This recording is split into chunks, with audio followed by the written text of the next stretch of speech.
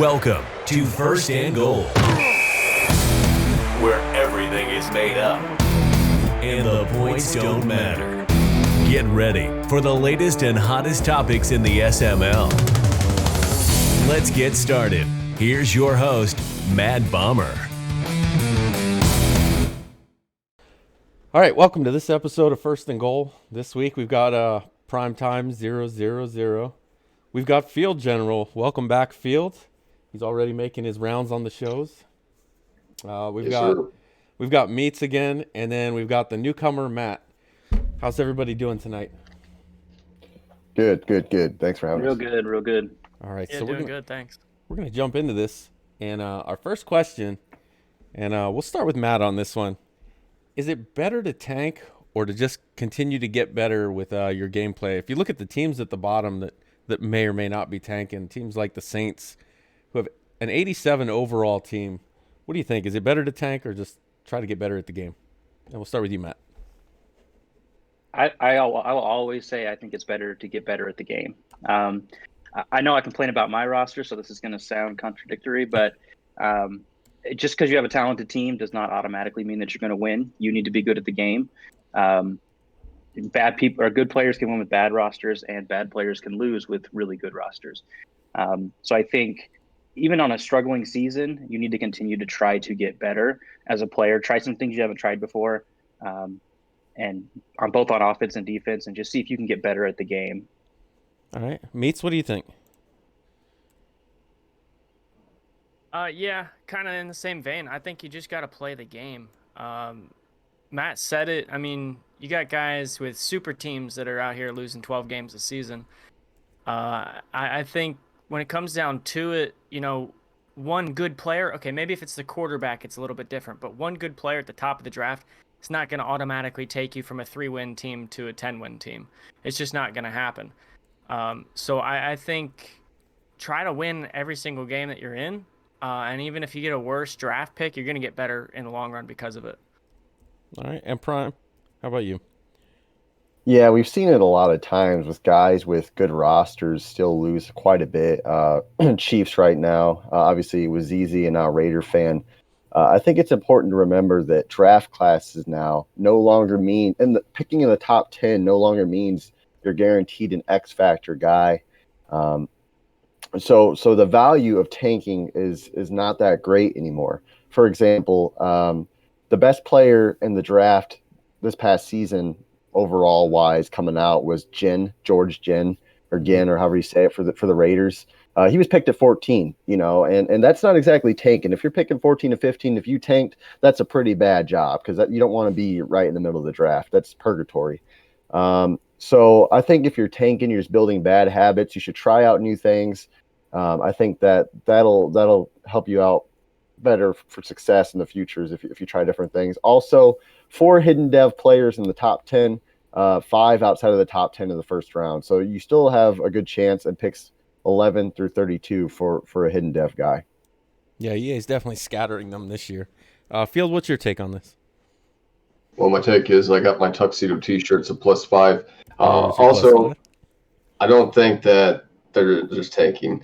People just need to be real about it. They're not good. They're not good enough to win in this league, so they come up with this excuse that, oh, fuck it, I'm tanking because, I started off 2-10 or whatever, so we're going to call it a tanking season. And like Prime said, there's just not that many good players. A couple of years ago when you would get in a draft in Madden, you could pull a 90 overall guy and you could put all your XP on him throughout the season. You have a 99 overall corner by the end of the season. It's just like there's not the value for it to me. If you're any type of competitor, how can you say that you intentionally went out and threw games? Maybe there are a guy or two out there that are doing it, but I think more or less it comes from a lack of skill. Yeah, we see it with Colt 45 literally every season. He starts off 2-12, and then he claims his last 2 he's tanking, but his first 14 he just sucks. I don't get it. Yeah, he doesn't even have a first round pick this year, so. Who did he trade that to? What did he get out of that? Oh, he got Clavon Chasen out of it. Okay. And the Jaguars have that pick. So, of course, he's on like a 2-game winning streak. Is he on a win streak? I don't even know what his record is. All right, so topic 2, while we're on the topic of tanking, should there be a ban on tanking? Meats, we'll start with you. I think in terms of being sim, yeah, I don't think we should allow tanking. Because you always hear it, guys on like the Jets or the Jaguars in real life, they're like, oh, we're gonna go out and play to win. They don't care about their draft picks because they're playing for their jobs. So I don't think that an owner in the SML should be allowed to throw away a season just for picks because nobody's gonna do that in real life. Yeah, the front office might, but the players aren't. But on a personal level, I don't really have an issue with it because if you're gonna tank, you're probably gonna suck anyway. Uh, and hey, more free wins, right? I'm all about free wins. Prime, what do you think? Yeah, I think that in the aspect of real life, teams do tank. We literally saw the Eagles pull their starting quarterback against the Redskins or Washington football team. What was it, week 17? Just like a blatant tank job, the worst I've ever seen. Um, Colts did it, I think, the year when Peyton got hurt, the suck for luck. The best quarterback they could have put on the field was Curtis Painter for like 6 weeks. I mean, that obvious tank job. Um, we don't have a clear-cut rule against it, but I think there are some sportsmanship rules in place that we have. Some obvious tanking, like if you're moving your players out of the way, if you're doing stuff like that, maybe calling field goal block, stuff like that. Obviously, you're probably just going to get kicked. That's a pretty bad tank job. Now, situations where a guy who might be a normal good runner and a guy who runs the ball well, and then he starts throwing it to lose some games, you can't call that. You can't call that tanking, but something's a little suspicious, so we let it fly. All right, Field, what do you think? I mean, like, is there any real sentiment to it? I mean, is there a legitimacy to tanking being a thing in the SML? That's like I said, that's up for debate. Should it be allowed? I don't think it really harms anybody but themselves, like Meat said. I mean, you wind up getting another circle win on the calendar, so fuck them. If that's how they want to play, then we can go about that way. But I mean, outside of themselves, it's not like if they wind up getting kicked or quit at the end of that season, the next owner, unless they go through and cut a bunch of players, is it really going to hurt anybody? I don't think so. So, and what type of sanctions are you going to put on them? You're going to give the opponent the force win anyway. So I think it's kind of something that's hard to combat until it hurts the product as a whole, where people are on streams like, hey, these guys in the SML are ass. Like the one guy's blowing them out 42-0. And unless you start seeing things like that where it has a negative connotation, I don't really have an issue with it. All right. And Matt, since Prime just brought you up, what do you think? Yeah, so I think should it be allowed? No, obviously. But in order to not allow something gameplay wise, you need to have a rule for it, and I think it's a tough rule to write. How do you prove that someone is tanking unless it's completely obvious? And I'm obviously not tanking. I'm just stuck with Drew Lock, and I'm paying him $35 million a year, and I'm not paying him that to hand it off to Lance Camp, my rookie running back. So I think it's tricky because unless it's obvious tanking, like Prime said, field goal block or moving your players out of the way, how do you really prove it? Now, in my game last night against Knoll, it was overtime, 2.5 minutes left. I had the ball, my own 20-yard line, and I ran a simple halfback dive. Lance Camp broke one tackle, and then there wasn't a single Buffalo Bill on my entire TV screen. If I was tanking and I ran out of bounds or I gave myself up, in my opinion, that should not be allowed, and that should be an automatic ejection from the league or something. That's clear tanking, but who's to say that me running that dive meant I was tanking? Or if I just came out and sling it 4 times and threw a pick and lost the game. So I think it's hard to prove, but I don't think it should be allowed when it's obvious. Yeah, I agree. Like I said, if you're running out of bounds or get an interception and it looks like it's a clear path to the end zone, when you start pointing fingers and you can't prove it, that you can't write a rule against it. It's just simple and plain, black and white. And right now, we don't really have anything like that. So I don't think there's that much of an issue here. Yeah, I should deduct 2 points from Matt for saying he's stuck with Drew Lock, but first time on the show, I'll let him keep those 2 points. So we'll move on to topic 3, and we'll start with you, Prime. Who do you think, with the remaining seasons, I don't know, 4, maybe 5 seasons left in the cycle, who do you think is going to surprise everybody and win a division? Yeah, that's a good question. I went through and I tried finding a cute pick. I was looking at the NFC East and I was looking at the Eagles and I thought maybe, but would I ever pick the Eagles to win the division over Washington? Probably not. So I went with one that probably has a shot the best. It's Field and the Bucks. Lawyer Killer. He's still not quite the player he once was. Obviously, Colt 45's in that division. So it's really between Field and the Panthers, and I think that is your best shot at seeing a new division winner. Is the Bucks over the Panthers? Obviously, new team owner. So that's my pick. Is Field might win one or two, maybe the Panthers win one or two, but that's going to be a toss up. Okay, Field, what do you think? I kind of went back and forth between a lot of teams. Like, I really wanted to pick Raider because he's got Mahomes. I wanted to look at Teeny Titan with the Seahawks, but you got too many good guys in the NFC West. So I was between two other teams. I went ahead and picked Noel Overlord and the Bills. So they're 3-12. When you look at his team, he's just stacked. A 99 overall corner, White. Stephon Diggs is 97 overall. His running back, Singletary, 93. You just go through the list. The dude has talent. I mean, it takes a while before you get to a player that's below 80 overall in his roster. And just looking at him last cycle, he was a really good, skillful user. So I don't know why that he's doing so poorly. And also, if you take a look at his division, no disrespect to Coach Paulie and the boys out there in the East Coast, but I think that it's kind of a lackluster division. And also, Matt's on the show. Love you. But I think that Noel Overlord can make some noise. Yeah, I kind of like that pick if he could figure out how to play. Yeah. Speaking of lackluster divisions, Matt, what do you think about this? So no offense taken, Field, because you kind of stole my thunder. Noel's my pick. Nice. I went through and I looked division by division. I haven't played a lot of the guys. Either I played them once or I haven't played them at all. So it was tough for me to judge them. Only my second full season, I believe. But I took Noel too. I do have an advantage of playing him twice a year. He always plays me tough. He always plays Paulie tough, at least from what I could see in the previous battles between them. There's a couple of blowouts on Paulie's end, but I looked at his roster too, and I've seen it on the field.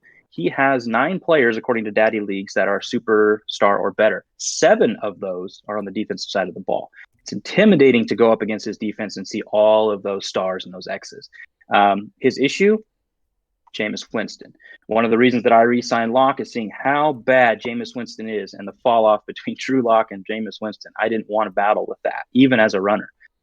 So I think if Noel can just get a quarterback and not be stuck on Jameis Winston for whatever reason. He is a superstar.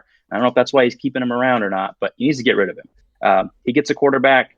I think Paulie's won the division every single season this version, except for the one that I won.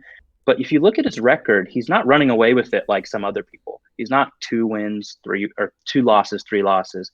He's sick. He's got 6 losses, 4 losses this year, 6 last year. Noel can do it. He's got the team for it. All right. And Meats, what do you think? Listen, I've been a big Noel supporter for years. Great guy. I'm in a bunch of leagues with him. No more. I'm sorry. When you come in 4th place in a division with a tanking Patriots team and behind Latin Yank, no more. I'm out. I'm going to go to arguably the worst division in the league, the AFC North. I'm going to say terrible two-step will win that division before it's all over. The Browns and the Ravens, neither of them want to win. The Browns could have gone on and gone 12-4 this season and just run away with it. Now they're probably not going to win the division. Now you get the Ravens. NYT's up and down. He's not going to win it every single season. And I believe like last season or 2 seasons ago, two-step was only 1 or 2 games back there. So I'm going to go with two-step and the Bengals. I think he'll be able to sneak one out. He'll catch the other 2 just jerking around and he'll catch up from behind. No. I disagree with Noel. Noel, if you guys remember early on last cycle, he was trash. He won a game or a season or 2, made the playoffs. This infatuation with Noel of being a good player is not true. He wins some games, but he's not consistent enough to win the division. Two-step is past his prime. He's not going to get past, even though NYT and Woods like to not win. No way he gets past them at all. If we want to play that game, maybe Hova will win because Faz might get hurt in a skiing trip this week. But that's that's just wild talk. All right, so let's we'll move on to topic 4. Topic 4, like we just said, we're about halfway through the cycle. How does your team building strategy change? It's not like the NFL where it's you anticipate it going on indefinitely. These cycles have a beginning and an end. And how does being in the middle now change your team building, Field? Well, everyone knows that I'm not a good team builder. I miss drafts, free agency, all that. But typically, I think I can speak for most guys, the closer you get to the end, the more big deals you give to the veteran guys, whether they be on your team, free agency. So you're not looking so much to conserve cash. Maybe that, like on my team, for instance, Shaquille Barrett, he's a pending free agent. Am I going to re-sign him? Don't know. But that's a guy that you consider early on and just letting him walk because the number he's wanting. But the fact that you've only got X amount of seasons left, I mean, how many players in the draft are you going to really develop in comparison to what you could just sign to keep your homegrown talent or go out and free? So I think guys are just a little bit more aggressive on giving those big contracts out as opposed to just letting guys walk. All right, Matt, what do you think? How does it change your – we know you've complained about your team a lot. How is it going to change your strategy? Yeah, I mean, for me, obviously, if I could build this Patriots team, I would not have done it anyway close to Bill O'Brien Jr., who had it before me. But as we go later in the cycle, I'm a lot more willing to take on older players. So, Bomber, you took on Khalil Mack. That's something that players like that where they're older and, if this was, say, November or October, you're going to feel that regression. But as we're so far into the cycle, the midway point or on the back half, you're not going to feel that regression as much. So you might as well take those players on. They're going to give you they're going to play to their ratings for as long as you need them to, and you won't be stuck with that regression. So I'll take on old players at this point, whereas I wouldn't do that in September and October. All right. Meats, how about you? How does it change your strategy? Yeah, personally, I put less stock in draft picks, and you'll probably see me going forward try to trade a lot of them, if not most of them. First round picks are still really good until maybe your last season when you might be able to flip it for a veteran, mid 80s, high 80s, somewhere in that range. That's going to be able to impact that team that season. And veterans in general are a lot better than, because early in the season you're looking at, oh, this guy's a 72 with 93 speed. He's only 24. Well, I can sign him, wait till he devs up a couple of years. Well, that's not going to happen anymore. So you're going to see a premium on those veterans, and it's going to be tougher to sign those guys in free agency. And also your picks are going to be worth less. So I wouldn't be, I don't know. I'm going to try to trade my picks, but I don't know how much I'm going to get for them. All right. And Prime, what do you think? Yeah, early on in the cycle, I try to get top 10 picks, at least the first 2 seasons, maybe 3 seasons if I can. Towards the middle of the cycle, I just try to have as much picks as I can, take as many guys as I can to fill out the backup positions, the maybe offensive line, to manage my cap, have cheap contracts. Then towards the end, obviously, hopefully you've developed some of those guys and you can hand out those big contracts like everybody talks about. What I like to do in the final 2 or 3 seasons is probably final 2 seasons, get additional first-round picks again.